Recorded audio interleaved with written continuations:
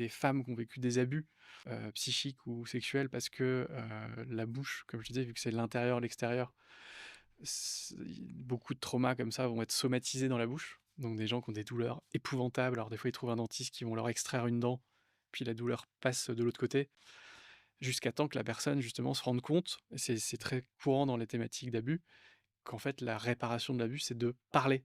Et comme c'est avec la bouche que tu parles, il y a beaucoup de choses qui vont se situer là. La guérison des abus, elle se situe toujours, enfin la guérison, la réparation, dans le fait que ce qui est à l'intérieur aille à l'extérieur. Sorte. Que dans les abus, souvent les gens portent la faute, ils se sentent sales, mais ils s'accusent.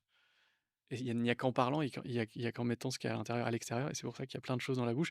Et parfois c'est spectaculaire parce que du coup, comme il y a des choses engrammées dans le corps, quand les gens commencent à mettre, les gouttières, j'ai des femmes qui me disaient: «Bah, ça va, mais quand je fais l'exercice, en fait, ça me brûle, l'utérus», par exemple. Parce qu'il y a des choses qui sont réactivées, quoi.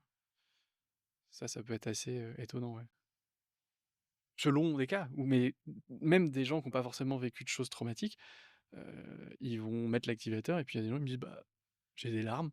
Ils savent pas trop pourquoi, mais c'est parce que, tu vois, le corps il relâche et puis il Et expulse un après, truc, ouais, quoi. Ouais, il se nettoie, quoi. ouais, Il se nettoie émotionnellement et ouais, donc c'est aussi ça. physiquement. Ça permet vraiment de faire de la digestion émotionnelle pour s'il y a un truc à retenir de ce petit appareil.